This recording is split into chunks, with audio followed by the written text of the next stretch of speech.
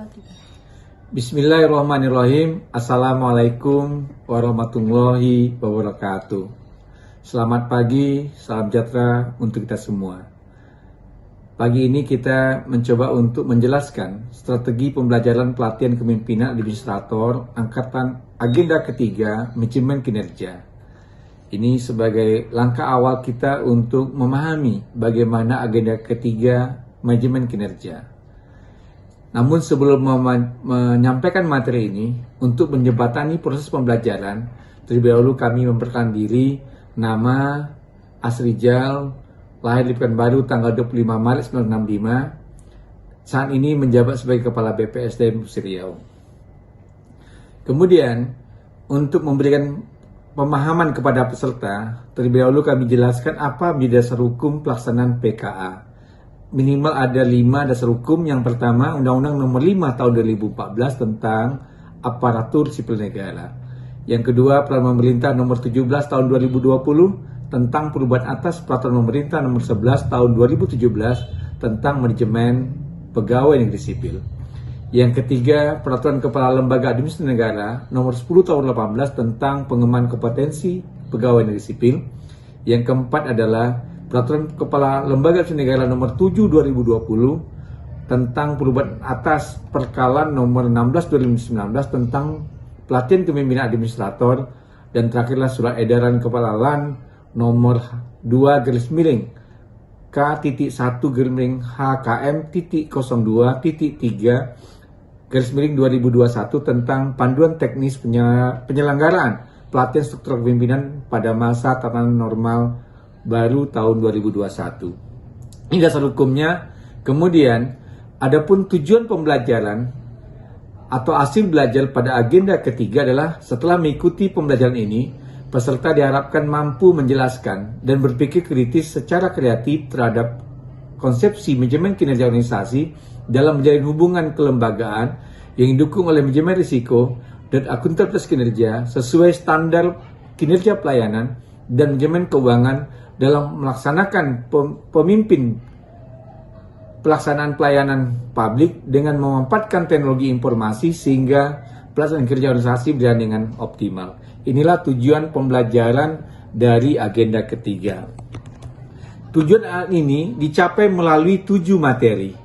Yang pertama, akuntabilitas kinerja. Yang kedua, hubungan kelembagaan. Yang ketiga, organisasi digital. Yang keempat, manajemen kinerja. Yang kelima, standar kinerja pelayanan. Keenam, manajemen keuangan negara. Yang ketujuh adalah manajemen risiko.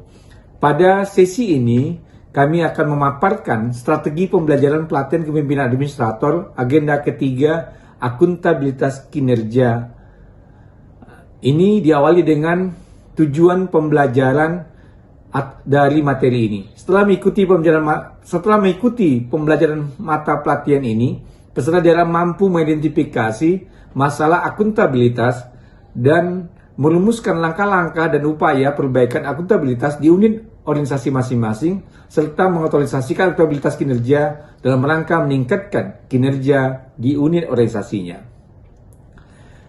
Sedangkan indikator hasil belajar yang ingin dicapai dari materi inilah ada 5. Yang pertama, memahami nilai dasar konsep akuntabilitas serta penerapan etos kerja pelayanan publik dalam pemimpinan administrasi. Yang kedua, mampu mengidentifikasi masalah akuntabilitas, baik risiko dan kesalahan dalam akuntabilitas.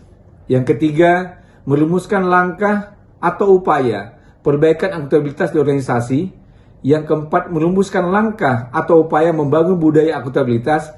Dan terakhir yang kelima adalah merumuskan langkah dan upaya komunikasi koordinasi akuntabilitas dalam organisasi. Untuk tahap awal dari materi ini, kami akan membangun persepsi dari peserta pelatihan. Dalam bentuk apa? Kami akan membuat diskusi kelompok dengan tema apa yang diketahui tentang akuntabilitas dalam kepemimpinan administrator dan praktek yang dipahami.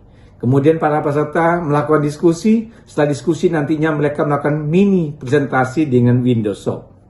Kemudian dari kegiatan tersebut kita bisa mengambil pemahaman sejauh mana pengetahuan yang dimiliki oleh peserta. Kemudian kita lanjutkan tahap berikutnya, sesi berikutnya adalah penjelasan terkait dengan pertama, pentingnya akuntabilitas dalam kepemimpinan birokrasi atau administrator. Di sini kita menggunakan metode ceramah, curah pendapat, dan tanya jawab didukung oleh PowerPoint, flipchart, dan spidol. Yang kedua, praktek-praktek akuntabilitas diskusi kelompok tentang kasus dan pengalaman. Di sini kita menggunakan metode curhat pendapat didukung oleh media PowerPoint, flipchart, dan spidol.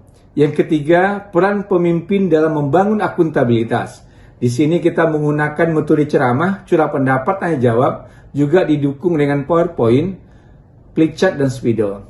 Untuk materi keempat, kita akan menjelaskan hambatan dalam membangun budaya PNS yang berkarakter dan akuntabel. Di sini kita sama menggunakan metode ceramah, curah pendapat, tanya jawab, dan didukung oleh media pembelajaran PowerPoint, flipchart, dan spidol.